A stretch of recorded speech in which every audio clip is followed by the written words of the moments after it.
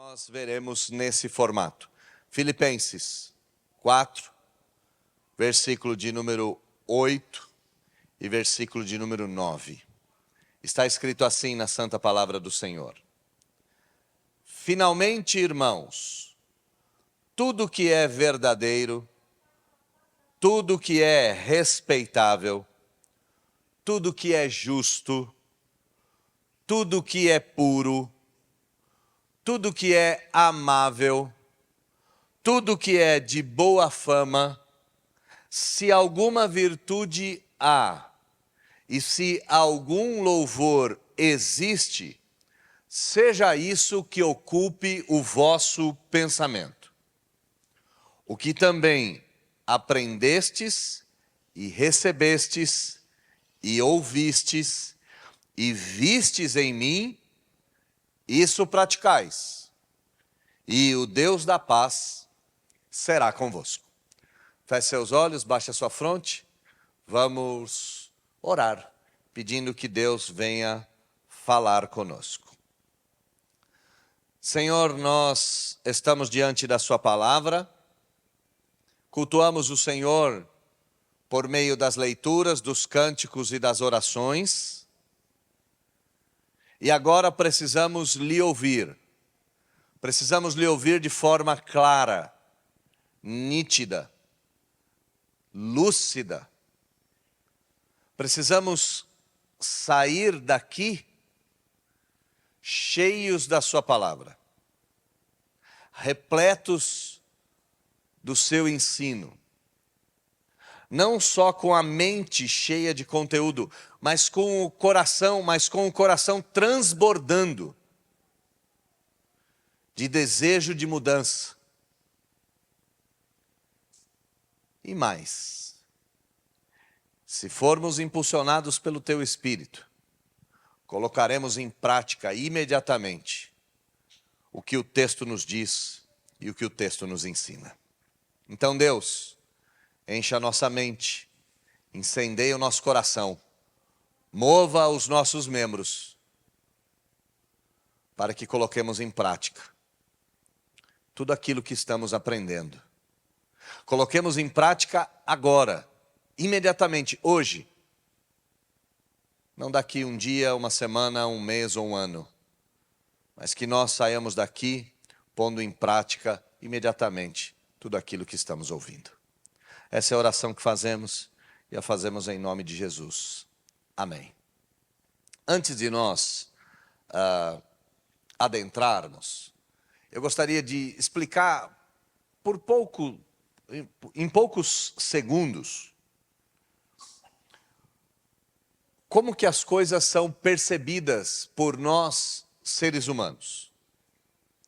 Nós percebemos a realidade por meio dos sentidos. Nós detectamos a realidade por aquilo que tocamos, por aquilo que cheiramos, por aquilo que enxergamos, por aquilo que ouvimos ou por aquilo que experimentamos. A realidade externa, ela é percebida por meio dos sentidos. E eu e você, seres sensoriais, eu e você, dotados de sentidos, percebemos a realidade e interpretamos a realidade. Então a realidade que é externa é tocada por nós e ela é interpretada internamente. E aí nós temos 3 vias de interpretação. A primeira via de interpretação passa pelo cérebro, passa pelo intelecto. A segunda via de interpretação passa pela emoção, passa pelos crivos emocionais. E a terceira via de interpretação é a reação física que a gente acaba fazendo. Então a realidade está lá fora, a gente toca a realidade, coloca a realidade para dentro e interpreta a realidade pela mente, pelo coração e pelos membros, pelos punhos, pelos braços, pelas pernas, pelas nossas ações. Essa é a forma ordinária que a gente detecta e trabalha com a realidade. O próprio texto vai dizer isso. Versículo de número 9, Paulo fala: o que aprendestes, o que recebestes, o que ouvistes, o que vistes. Então Paulo está demonstrando que por meio dos sentidos nós colocamos a realidade para dentro. O grande problema é que, na maioria das vezes, o fato bruto deixa de existir e o que passa a acontecer é a nossa interpretação. Então, vou te dar um exemplo. O marido chega tarde em casa. O fato bruto é, o marido chegou tarde em casa. Se a mulher for levada por desconfiança, ela já vai interpretar esse fato como: ele estava com outro, ele está me traindo, ele tem outra família, ele não está preocupado comigo, ele não me interessa. E antes que ele entre para dizer qualquer coisa, já está armado uma confusão sem tamanho. A mesma coisa com os filhos. Quando você pede para o filho fazer alguma coisa e o filho não faz, imediatamente a gente já interpreta isso por meio das emoções. Você não fez porque você não está preocupado comigo, você não fez porque você não obedece, você não fez por causa da casa, você não fez por causa disso, por causa daquilo outro. Bom, o fato bruto é diferente da nossa interpretação. E nós, como seres sul-americanos, piora a coisa porque a gente interpreta tudo pelo estômago. A gente interpreta tudo pela emoção. Tudo é emocional, tudo é passional, tudo chora, tudo ri, tudo fecha o punho, tudo briga, tudo grita, tudo é muito intenso. A maioria de nós vive numa bolha em que a realidade deixa de existir. O que existe é o que eu penso, o que existe é o que eu sinto, o que existe é o que eu faço. Bom, esse texto tem uma tendência poderosíssima de corrigir esse jeito equivocado de viver. E esse texto corrige isso por meio de 3 aspectos: o poder do pensamento, o poder do exemplo e o poder da atitude. Então nós estamos vendo razão, emoção e ação. Está aqui no texto. Nesta manhã, eu quero não só ensinar o poder dessas coisas, mas eu quero te ajudar a parar de interpretar o mundo por meio dos seus pensamentos, a parar de interpretar o mundo por meio dos seus sentimentos, a parar de interpretar o mundo por meio das suas ações e passar a interpretar o mundo por meio da Escritura. Então comecemos a pensar nisso. Imagine um jardim bem cuidado. Imagine um jardim florido. Imagine um jardim onde cada planta cresce vigorosamente. Cada flor desabrocha no tempo certo. O aroma enche as suas narinas, enche o seu pulmão, enche o ar. Imagine esse jardim extremamente frutífero, extremamente bem cuidado, extremamente cheio de vida. Imagine esse jardim com animais dos mais variados, com insetos, com pássaros. Essa deve ser a mente, o sentimento e as ações do cristão. Só que eu e você estamos distantes disso. Nós estamos num outro cenário. Imagine então um jardim abandonado. Imagine um jardim cheio de ervas daninhas. Imagine um jardim em desordem. Imagine um jardim sem vida, ou melhor, cuja vida existente nesse jardim é repleta de animais pestilentos, serpentes, aranhas, escorpiões, baratas, ratos. Imagina um jardim extremamente belo e bem cuidado e imagine a desolação. Essa desolação é o reflexo da mente do ser humano do século 21, da mente da maioria das pessoas. A mente da maioria das pessoas está descrita nos versículos anteriores. Olha comigo os versículos antes desse versículo de número 8. Paulo diz: alegrai-vos sempre no Senhor. A mente do ser humano caído, torto, doente, não se alegra em Deus. Segunda recomendação de Paulo: seja a vossa moderação conhecida dentre todos os homens. O ser humano do século 21, o ser humano dos nossos dias, não possui moderação, ele é imparável, ele é impossível de ser detido. E o resultado de uma alegria falsa, não no Senhor, e da falta de moderação, é ansiedade. Versículo de número 6. Não andeis ansiosos de coisa alguma. Esse é o reflexo.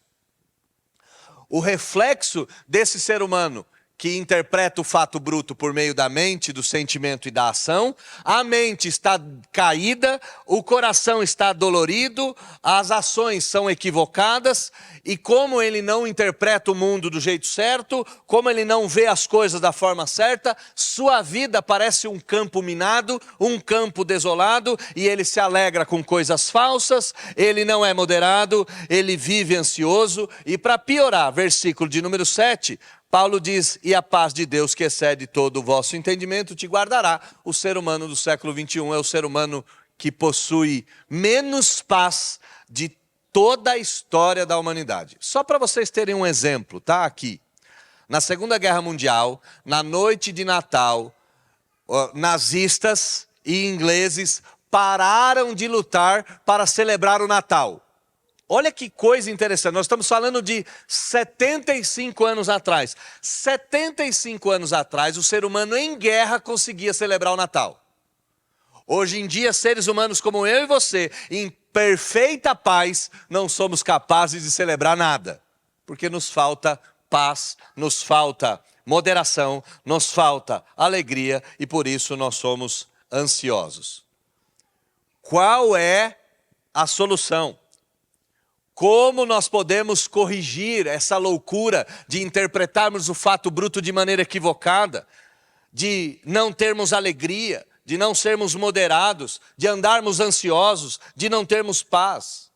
Paulo vai escrever essa carta e, dentre os assuntos que Paulo vai tratar, ele vai deixar claro que a batalha pela vida que glorifica a Deus, a batalha pela interpretação dos fatos de forma correta, a batalha por uma vida autêntica e feliz, começa na mente. Tudo começa da forma com que a gente pensa, porque a forma com que a gente pensa vai interpretar as coisas. Da forma com que nós pensamos, será a forma com que nós sentimos, e da forma com que nós sentimos, será a forma com que nós agimos. Então Paulo vai começar, mude o seu pensamento.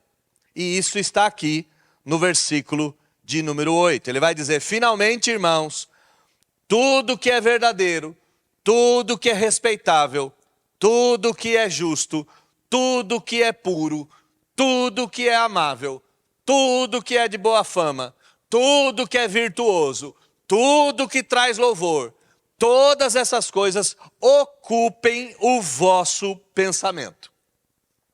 A mente do ser humano é um campo de batalha. A Bíblia mostra que da forma com que nós interpretamos as coisas, nós agimos.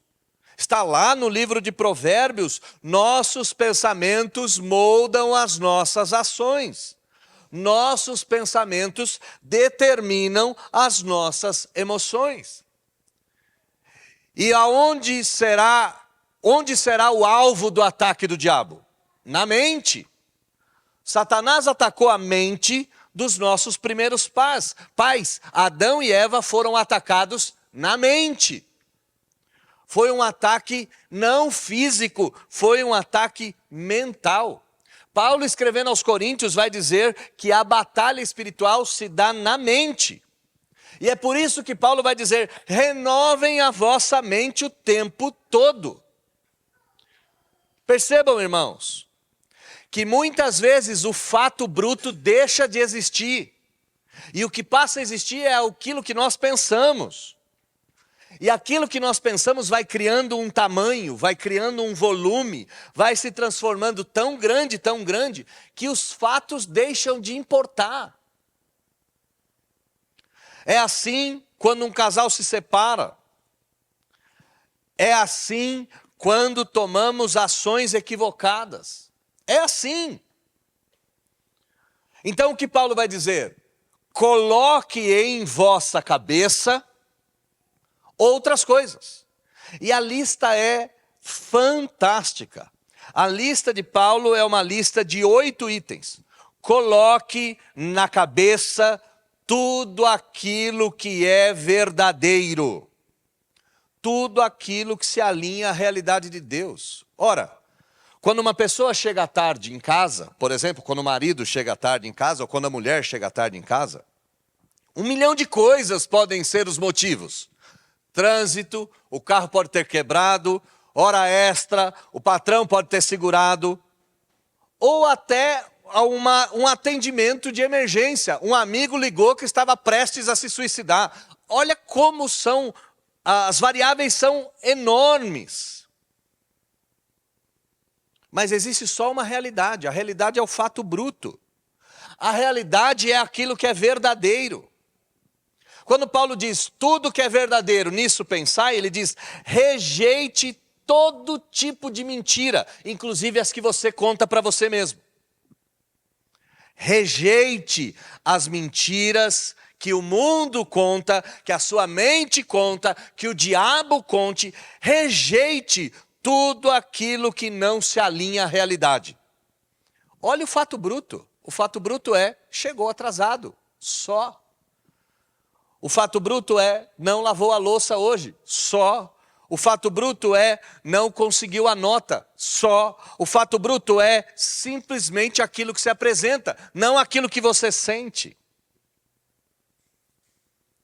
Em segundo lugar, coloque na sua cabeça aquilo que é verdadeiro, mas coloque na sua cabeça tudo aquilo que é respeitável. E aqui respeitável fica fácil. Seus pensamentos poderiam ser expostos como um filme para a maioria das pessoas? Se aquilo que passou pela sua cabeça é respeitável, você não tem medo de expor isso. Agora, se aquilo que passou pela sua cabeça não é respeitável, é um pensamento vulgar, é um pensamento profano, você esconde ele e você se envergonha dele. Traga na cabeça a verdade dos fatos e traga na mente tudo aquilo que é digno, tudo aquilo que inspira honra, tudo aquilo que é respeitável. Tire da cabeça aquilo que é indigno. Tire da cabeça aquilo que é profano. Tire da cabeça aquilo que é vulgar. E perceba, você adquire o contato com as coisas por meio do sentido e joga essas coisas para a mente. Então, se pensamentos vulgares são fruto de olhares vulgares, para de olhar. E é por isso que no Novo Testamento, Jesus vai ser tão enfático em dizer, se teu olho te faz pecar, é preferível arrancar o olho e entrar no céu com um olho só, do que não entrar no céu com 2 olhos perfeitos. Terceiro lugar, coloque ou direcione os seus pensamentos para aquilo que é justo, para aquilo que está de acordo com o padrão de Deus, para aquilo que está de acordo com a justiça de Deus. E olhe, meus irmãos, que justiça para nós é um negócio estranho quando comparado com Deus. Para Deus é justo Ele sacrificar o Filho Santo para salvar pecadores profanos. A mentalidade de Deus a respeito da justiça envolve justificação e fé. Quando eu e você olhamos para a justiça pelos nossos olhos, a gente diz, eu não faria isso, eu não faria aquilo, eu não ajo assim, eu não ajo dessa forma. Não é essa forma de pensar. Pense na justiça de acordo com o padrão de Deus e na justiça de Cristo. Coloque na cabeça aquilo que é verdadeiro. Coloque na cabeça aquilo que é respeitável. Coloque na cabeça aquilo que é justo. Coloque em sua mente aquilo que é puro. Cultive pensamentos livres da corrupção. Rejeita tudo que contamina sua alma. Rejeita tudo que te deixa ansioso. Rejeita tudo que te angustia. Tem gente que perde dias, semanas, meses assistindo coisas que deixam a alma contaminada. E a televisão está repleta disso, né? O que tem de série, de filhos que matam os pais, série de assassinatos em série, séries de injustiças daquelas homéricas. Se livra disso, pelo amor de Deus. Se você só assiste morte, se você só assiste corrupção, se você só assiste vaidade, sua mente estará repleta de morte, corrupção e vaidade. Tira da cabeça aquilo que é impuro e coloque na cabeça aquilo que é puro. Encha a sua mente da verdade. Encha a sua mente daquilo que é respeitável. Encha a sua mente daquilo que é justo. Encha a sua mente daquilo que é puro. Encha a sua mente daquilo que é amável. Eu quero dar um exemplo a vocês. Eu não sei se vocês sabiam disso, mas o TikTok, a rede social, tão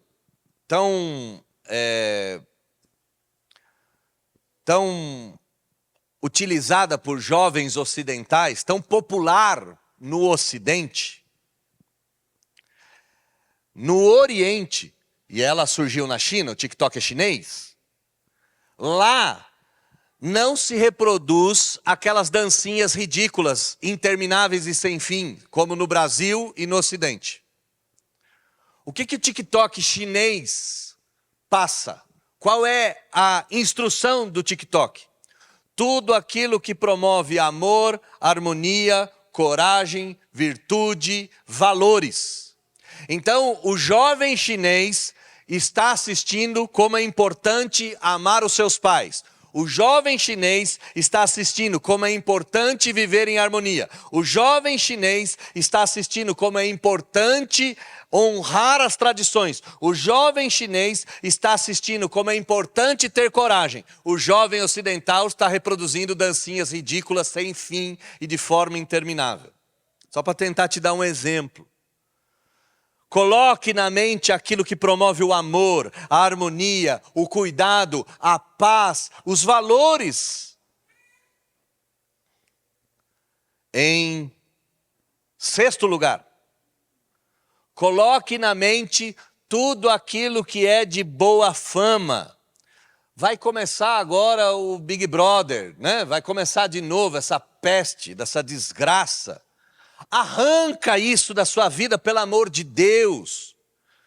Você vai assistir um bando de animais enjaulados, vivendo como animais, comendo como animais, refletindo como animais. Saia, não te importa quem traiu quem dormiu com quem saiu com quem. Paulo diz, coloque na mente tudo aquilo que é de boa fama. Sim, coloque na sua mente biografias. Coloque na sua mente feitos gloriosos. Coloque na sua mente heróis de verdade.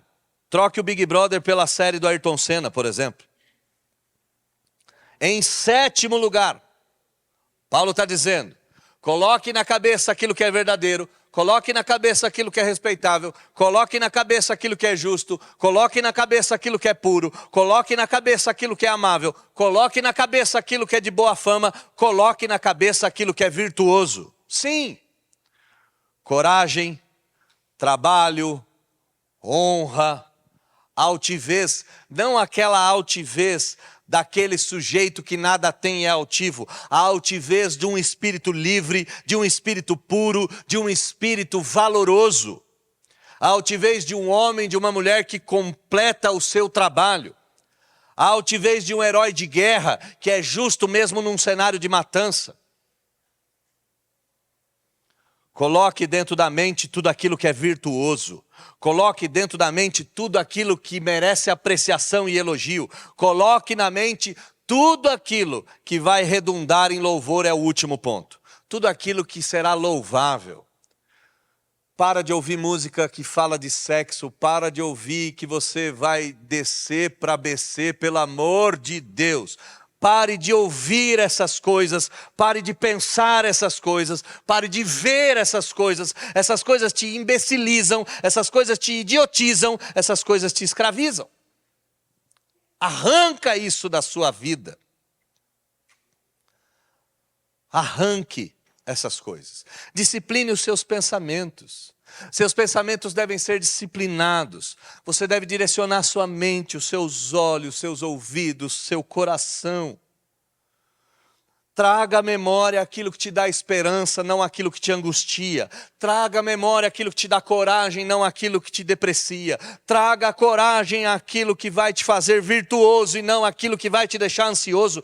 Traga à mente aquelas coisas que vão te edificar. Em outras palavras, aplique uma dieta mental que glorifique a Deus. Sabe, meus irmãos? Nossos pensamentos são o reflexo direto e imediato do que tem na nossa mente, no nosso coração e na nossa alma. Paulo vai dizer, arranca o que não presta, arranca a falsa alegria, arranca a falta de moderação, arranca a ansiosidade, arranca a falta de paz.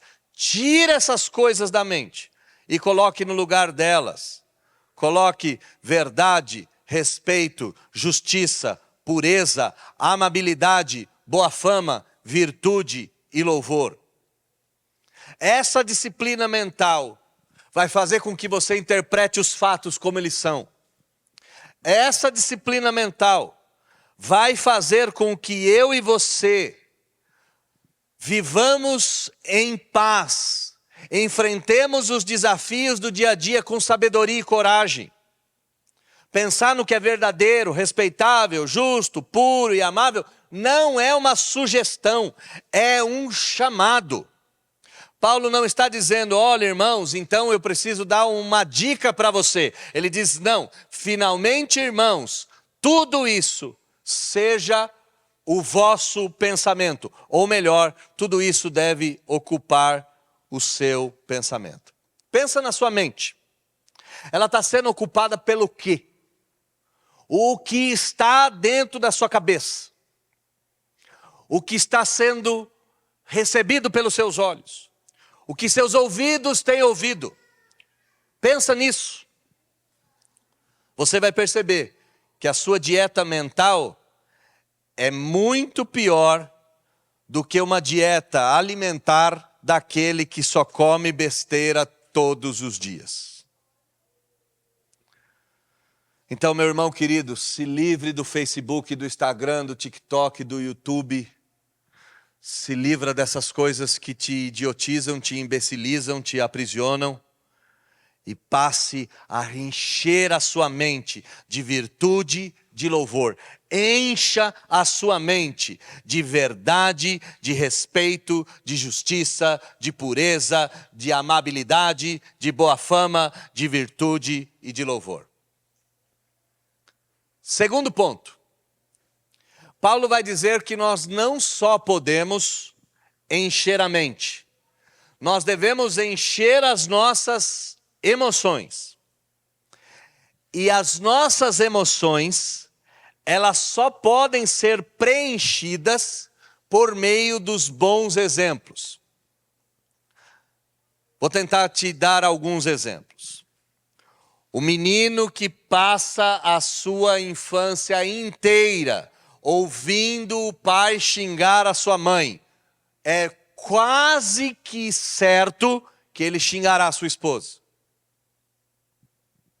O contrário, a menina que passa a sua infância inteira ouvindo da mãe que o pai não presta, é certo que ela nunca vai confiar em homem algum. Alguém já disse que o discurso convence, mas o exemplo arrasta. O uso de bebida alcoólica, de fumo, de palavrão, de música libidinosa dentro do lar vai se propagar na vida dos filhos. Paulo vai nos dizer que há uma necessidade não só de encher a mente, mas de se cercar de mestres piedosos. Olha o que diz o versículo de número 9. O que também aprendestes de mim, e recebestes, e ouvistes, e vistes em mim, isso praticai. Paulo se apresenta como o exemplo de Cristo. Ele disse, sede meus imitadores como eu também sou de Cristo. Paulo sabia que a vida só é vivida por meio de vidas que são observadas. Nós observamos a vida das outras pessoas, nós observamos o estilo de vida dos outros. E talvez seja por isso que revista como a revista Caras, que retrata o estilo de vida dos ricos e famosos, até hoje faça sucesso quando nenhuma revista mais tem ou possui vendagem. É um negócio doido. Revistas como essa, que refletem o estilo de vida de outras pessoas, ainda fazem sucesso. Por quê? Porque a vida é observada. E sabe, meus irmãos, aqui eu não quero criticar, não. Mas é por isso que coachings de internet crescem aos milhares. Porque a vida é observada. E as pessoas querem modelos para si. As pessoas querem modelos a serem seguidos.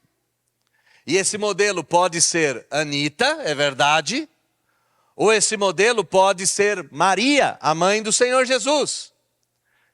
Esse modelo pode ser aquele modelo da pessoa que está no 8º casamento, ou pode ser o modelo daquele que viveu 60 anos casado com a mesma mulher. A vida demonstra a importância de bons modelos. Mas, biblicamente falando, bons modelos só podem ser modelos que apontam para Cristo. E Paulo vai dizer, aquilo que eu ensinei, aquilo que vocês aprenderam, aquilo que vocês receberam, aquilo que vocês ouviram e aquilo que vocês viram, é necessário se propagar.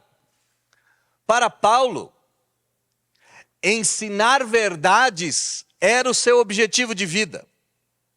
Para Paulo, a doutrina não era apenas teoria, a doutrina era prática. Para Paulo, aquilo que ele falava, ele praticava. E por isso as pessoas poderiam ouvir, ver, receber e aprender. Paulo vivia o que ensinava. Paulo era um exemplo prático de piedade e de serviço sacrificial. E o que Paulo está dizendo aqui para Timóteo? Timóteo, tira o lixo da sua cabeça. E em segundo lugar, coloque bons mestres diante dos seus olhos. Tenha bons discipuladores, tenha bons exemplos. Numa sociedade como a nossa, que bons exemplos são descartáveis e descartados, eu e você precisamos readquirir urgentemente a capacidade de nos cercarmos de bons exemplos. Então vamos lá, quais são os modelos que têm impactado sua vida? Quem você anda seguindo na internet? Quem ou quais são as pessoas que você liga para se aconselhar diante de um problema? Quais são os mestres aos quais você tem se cercado? E para piorar a situação, a sua vida é uma vida que vale a pena ser seguida? Em primeiro lugar, cerque-se de bons exemplos. Em segundo lugar, passe a ser você o bom exemplo. Os bons exemplos são uma dádiva de Deus para a igreja e para as famílias. Um líder de verdade, ele impacta gerações. Paulo vai nos ensinar que é necessário aprender, receber, ouvir e ver. E os bons exemplos têm se tornado cada vez mais raros. E é por isso, meu irmão querido, que eu e você temos que escolher com profunda sabedoria quem você segue, quem você imita, quem você escuta, quem você vê e quem você reproduz. Encha a sua mente com 8 coisas maravilhosas. Encha o seu ambiente com líderes e mestres espetaculares. E em terceiro lugar, Paulo vai dizer: pratique tais coisas. É interessantíssimo, que o cristianismo é a religião prática. O cristianismo é a religião do fazer. O cristianismo é a religião do executar. A teologia vai deixar claro que eu e você precisamos fazer boas obras, não para sermos salvos, mas por termos sido salvos. As boas obras não são o meio da salvação, mas elas são o fruto inevitável de uma vida salva. Tiago vai nos dizer: sejam praticantes da palavra e não apenas ouvintes. E aqui, irmãos, Paulo não quer apenas teólogos de gabinete. Paulo não quer apenas líderes ou mestres de internet. Não, ele está formando cristãos. Ele está formando cristãos de fato. Tudo aquilo que é verdadeiro, tudo aquilo que é respeitável, tudo aquilo que é justo, tudo aquilo que é puro, tudo aquilo que é amável, tudo aquilo que é de boa fama, tudo aquilo que é virtuoso, tudo aquilo que deve ter louvor, deve encher a sua mente e deve ser o resultado cotidiano da sua prática. Não basta encher a mente, deve praticar a verdade, deve praticar o respeito, deve praticar a justiça, deve praticar a pureza, deve praticar o amor, deve praticar a boa fama, isto é, falar bem das pessoas e sustentar a boa fama, deve praticar a virtude e deve praticar o louvor. Paulo não está interessado em discípulos que não se tornam mestres. É necessário ver, ouvir, aprender, introjetar e depois ensinar. É isso que ele está dizendo. O que aprendestes, recebestes, ouvistes e vistes, pratiquem. Sim, pratique no lar. Verdade, justiça, pureza, amor, virtude e louvor. Pratique no seu lar. Pratique no seu lar. Aqui só será dito a verdade, nada mais que a verdade e somente a verdade. Aqui a boa fama de todos nós será mantida, custe o que custar. Aqui no nosso lar só pureza, só respeito e só amor. Não adianta encher a cabeça, deve-se mover os braços. Não adianta encher o coração, deve estender a mão. E no trabalho, então, seja íntegro, seja diligente, chegue no horário, saia no horário, cumpra os seus prazos, seja respeitoso, trate o diretor da empresa ou o faxineiro da mesma forma. Em casa, transforme o seu lar num pedaço do céu. No trabalho, transforme o seu ambiente do trabalho numa extensão da igreja. E na sociedade? A sociedade testemunha a justiça e o amor de Deus em todos os ambientes. A igreja primitiva teve essa competência. A igreja primitiva perseverava na doutrina, na comunhão, no partir do pão e nas orações. E é por isso que lá em Atos dos Apóstolos está escrito que todos nutriam afeto pela igreja. As pessoas queriam fazer parte da igreja. Eu fico pensando coisas desse tipo, e essas coisas angustiam a minha alma. Se hoje, se amanhã, por um motivo qualquer, a gente for embora daqui e fechar a nossa porta, quem sentirá saudade de nós? Se hoje o cristão mudar de casa, seus vizinhos perceberão e sentirão saudade ou darão graças a Deus que essa peste foi embora daqui. Pratique. Não só preencha a sua mente de coisa boa, cerque o seu redor de bons mestres, mas pratique. Examine a sua vida o tempo todo. Veja onde existe a necessidade de alinhar a prática do que está faltando. Pergunte como eu posso glorificar a Deus nas minhas palavras, nas minhas atitudes, nas minhas decisões. Como eu posso praticar isso? A vida cristã, meus irmãos, ela só é autêntica se ela for vivida em obediência prática à palavra de Deus. Eu vou dizer de novo. A vida cristã só pode ser vivida de forma autêntica, verdadeira, se a obediência à palavra de Deus for uma obediência prática. E quando nós praticamos, algo maravilhoso acontece.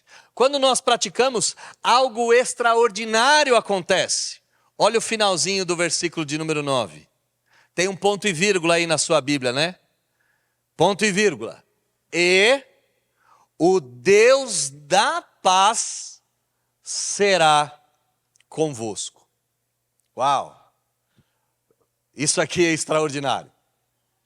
Se a sua mente e a minha mente for cheia de coisa boa, se o seu redor e o meu redor for cercado de bons mestres, se a sua obediência e a minha obediência for prática, a consequência direta é o Deus da paz te dará a paz.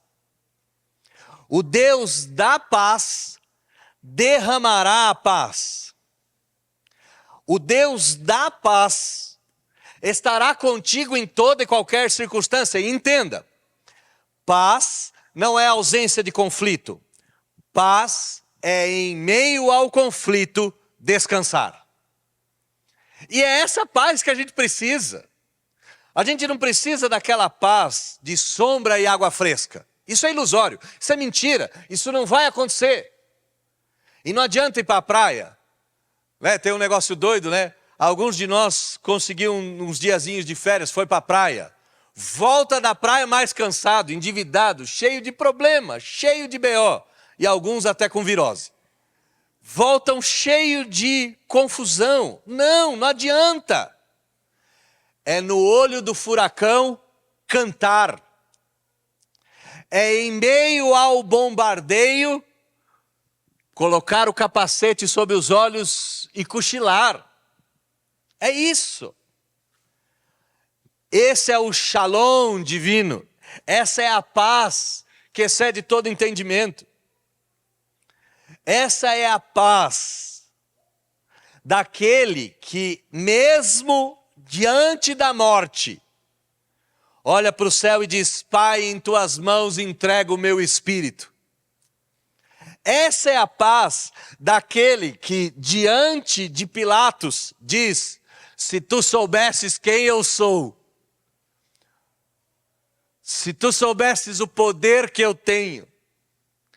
Jesus não sai que nem um destrambelhado, dando ordem aos anjos. Os anjos de Jesus destruiriam o universo milhares e milhares de vezes, num estalar de dedo. Mas ele se mantém em paz, impassível. E talvez seja por isso que quando Jesus ressuscitou, ele aparece aos seus discípulos e a primeira coisa que ele diz é: paz seja convosco. Paz é a consequência prática de bons pensamentos, de bons mestres e de boas práticas. Paz é a consequência imediata. Paz é a consequência direta, não uma paz circunstancial, mas uma paz perene, uma paz existencial. E por que essa paz existencial ela permanece? Por causa da segunda promessa. Olha comigo o versículo de número 9. E o Deus da paz, e aqui está incluso que ele te dará paz. Versículo de número 7 diz: a paz de Deus que excede todo entendimento guardará o vosso coração. Se você seguir essas coisas, essa paz vai existir. Se você não seguir, você viverá em turbulência, em ansiedade, em angústia, em sofrimento, em dor. Mas se você tiver essas coisas praticadas, não só a paz será convosco, mas o Deus da paz será o seu companheiro de viagem. O Deus da paz não estará distante. O Deus da paz não estará ausente. O Deus da paz não estará omisso. O Deus da paz não estará desatento. Pelo contrário, o Deus da paz será contigo.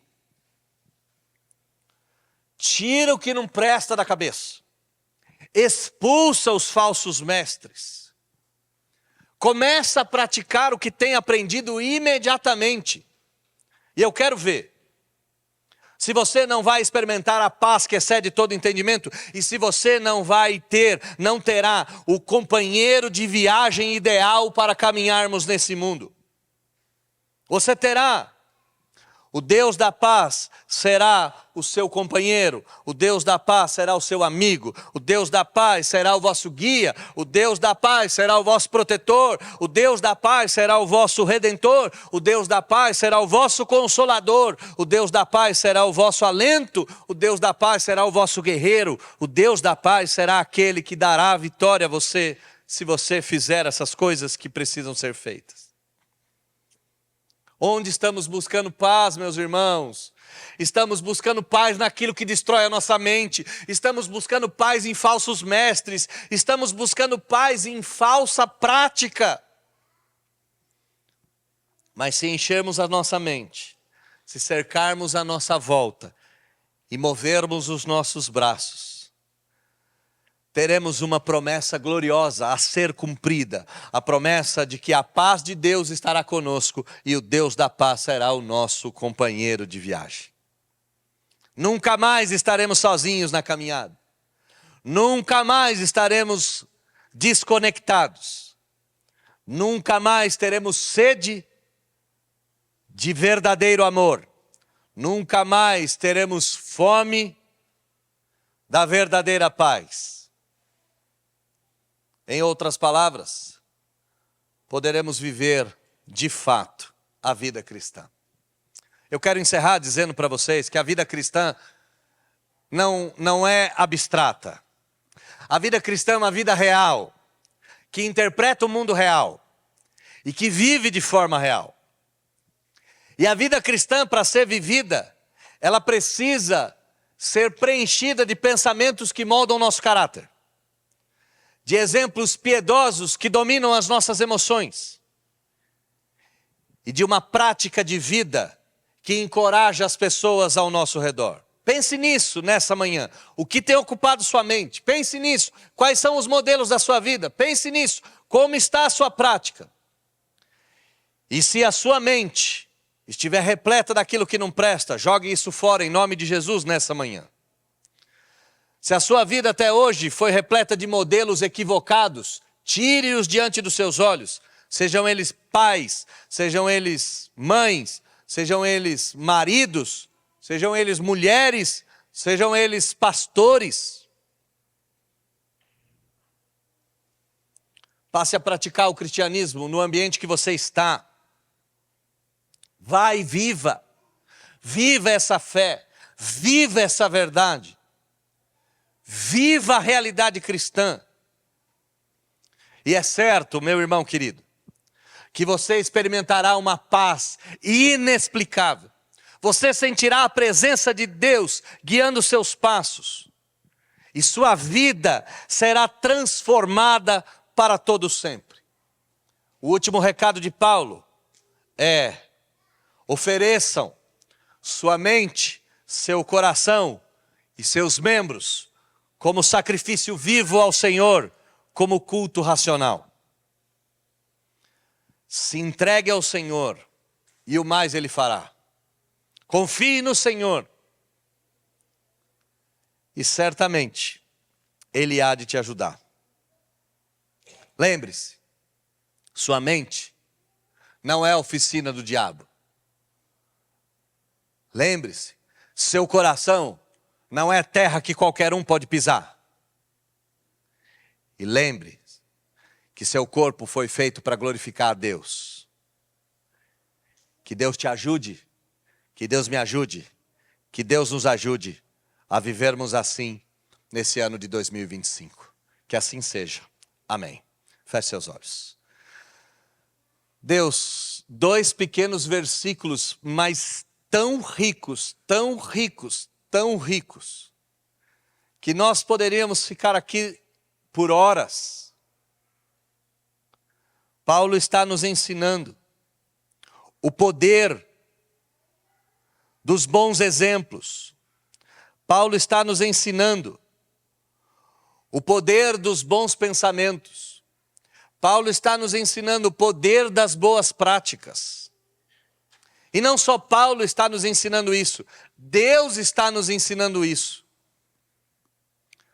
Aquilo que pessoas têm cobrado milhões para ensinar, a Bíblia nos ensina sem nada nos custar.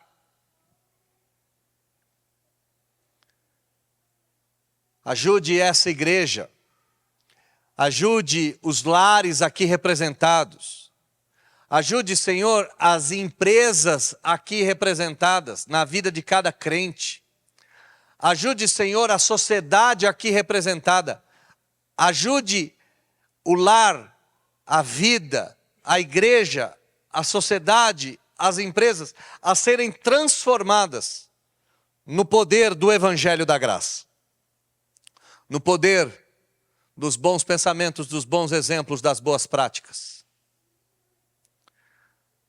Ajude, Senhor, nesse 2025, que o nosso lar tenha paz. E como nós acabamos de ver, a paz é consequência, não é a causa. Se mudarmos o nosso pensamento, se nos cercarmos de novos mestres, se praticarmos aquilo que sabemos, a paz será a promessa concluída. Ajude-nos a estarmos mais perto de Deus. E estar mais perto de Deus é consequência, segundo o texto. Ajude-nos nesse 2025 a sermos de fato nova criatura.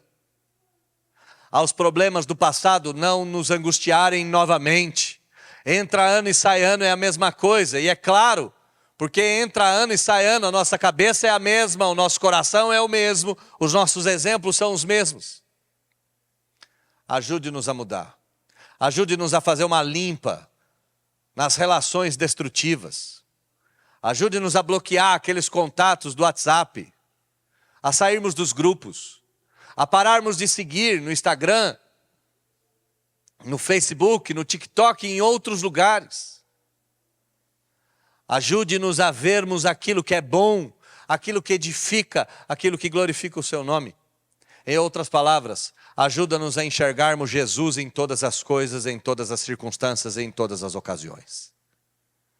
Se eu e meus irmãos colocarmos em prática esse texto, nosso ano será o primeiro ano do resto das nossas vidas em que, de fato, nós viveremos como cristãos autênticos. Queremos viver como Cristo viveu. Queremos viver como Paulo viveu. Queremos viver como Pedro viveu. Queremos viver como verdadeiros cristãos. Ajude-nos então a mudar a nossa mente, os exemplos e a prática. Essa é a oração que nós fazemos. E nós a fazemos em nome de Jesus. Amém.